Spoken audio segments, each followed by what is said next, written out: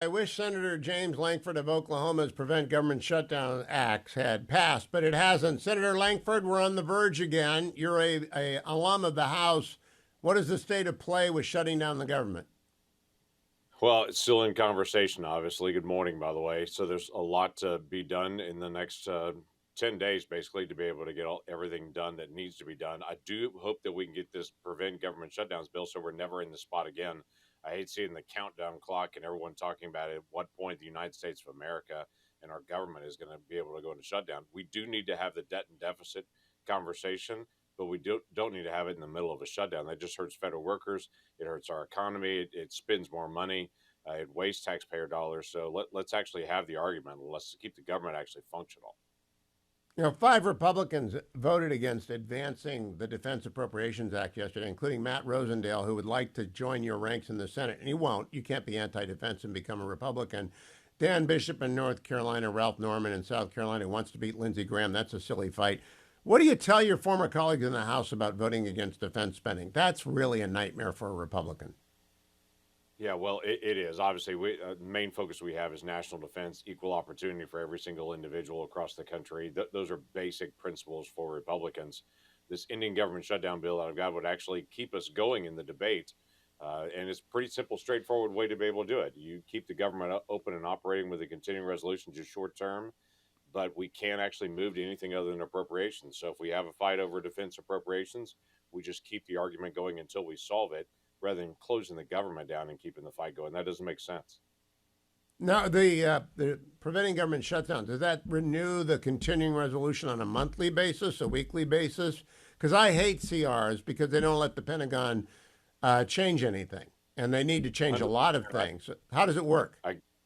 I get that completely. It actually renews it every two weeks, but the trigger on it really is members of Congress and our staff, members of OMB in the executive branch. We can't travel. Congress is in session 7 days a week. Every single day of the week, we have a quorum call, and the only bills that we can actually move to under it are appropriation bills. So the most simple way to say it is, if you're in class and you haven't finished your work, you got to stay after class until you actually finish your work on it. So it keeps us in continuous session working on appropriations. I can assure you in this body that if we're here 2 weeks in a row without any weekends and we can't move to other things under appropriations, this body will actually get its work done.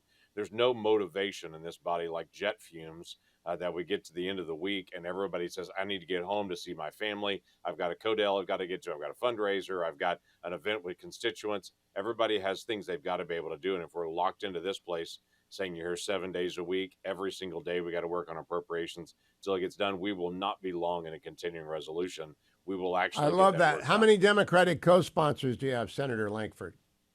We have five at this point in the Senate, so we're trying to be able to keep this as even as we can, Republicans and Democrats. This started from the very beginning with Maggie Hassan from New Hampshire. She and I sitting down together and saying there's never been a nonpartisan way to end government shutdowns.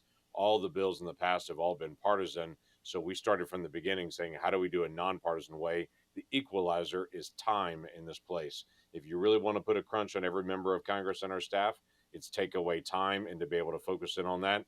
That actually motivates us to be able to get it done. It puts the pressure where it needs to be, and it holds the federal workers and the American people harmless while we argue things out here.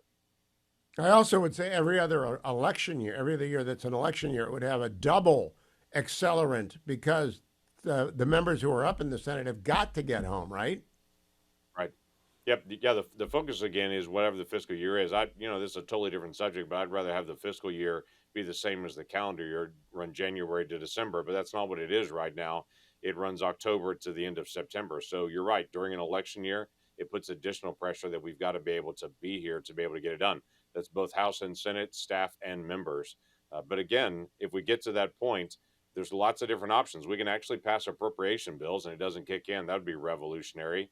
We could do a CR to be able to extend it out. But the one thing you can't have is a shutdown. That can't actually occur under this so that we keep the argument going. Well, I hope that succeeds. Let me ask you one exit question, Senator. In terms of the funding for the border, if there is a government shutdown, The demand the Republican House makes has got to be coherent and short. I think it ought to be about the border fence, doubling the border patrol, and building facilities for migrants. That's it. Focus on that. Do you have any idea what they're going to focus on as a demand if the government shuts down? I don't at this point. One of the things we need to have in that demand is not to be able to do Biden's proposal for the border at this point. He wants additional flexibility in the border to be able to pay for housing. He wants to pay for medical care. He wants to pay for legal counsel for people that are crossing the border. He wants flexibility to get money that way.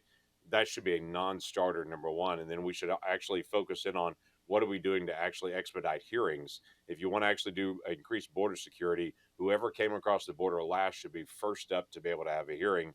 That would be a major deterrent. Right now, if you cross the border, you get an 8-year line to be able to actually get to a hearing. So you might as well just be waving someone in.